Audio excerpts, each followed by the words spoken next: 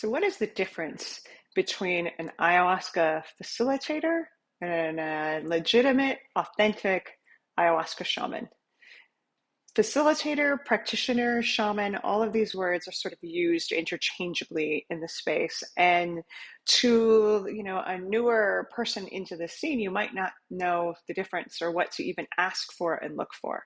So let me start with practitioner. I personally don't like that word because the word practice is in it, and it sort of implies that someone is still in the training process. Now, having said that, we're always in the training process, but there is a point at which there's a lot of experience and a deeply personal and intimate relationship with the plant, be it ayahuasca, iboga, wachuma, etc., where we can drop the practice and be in full experience of leadership, of authority, of being a medicine carrier. So practitioner is not my favorite word for that reason, but facilitator, the way that a lot of us like to hold that definition is a facilitator is someone who has stepped up to do this work, who probably hopefully has a really good relationship with the medicine they are working with, ideally has done some form of training, but is likely more of a space holder rather than a shaman. And what I mean by that is they can hold the container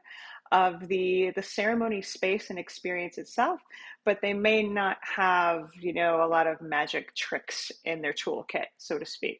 They probably haven't trained with a lineage that has like the ancient shamanic practices tied in.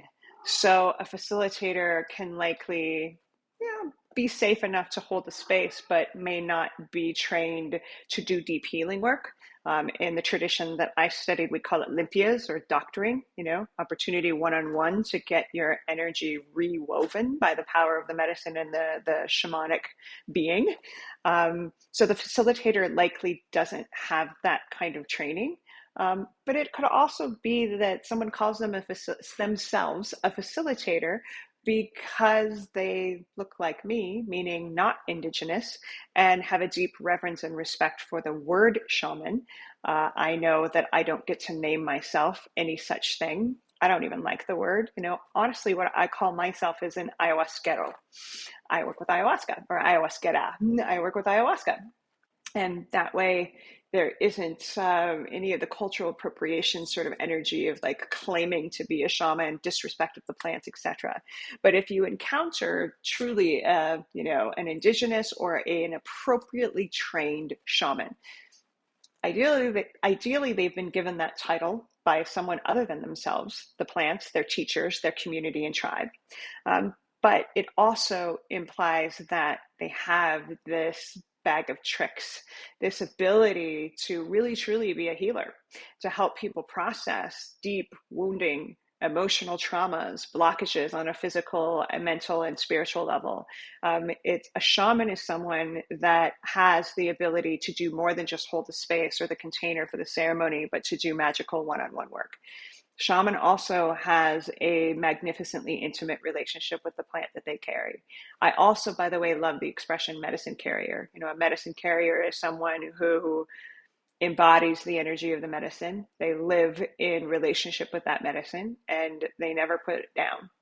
I am never not connected with ayahuasca and wachuma, my medicines, ever. And it is a lifestyle, not a job. So for someone to identify or to be labeled as medicine carrier, shaman, they're all in. This is not a side gig. Facilitator might be something that they do on the side that they love very much, but it isn't their all in passion.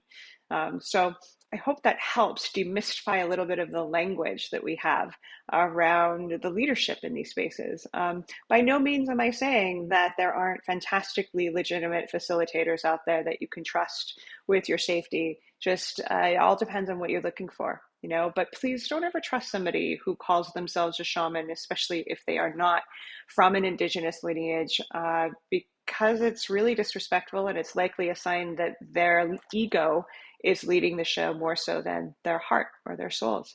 So let's be respectful, let's be discerning. But let's also uplift our brothers and sisters who are really, really doing the work to study a lineage, to honor the traditions, and most importantly, to honor and share the magic of the medicines. Thank you so much for listening. Please subscribe to our channel if you like this content. And we hope to see you at one of our magical retreats soon at plantmedicinepeople.com.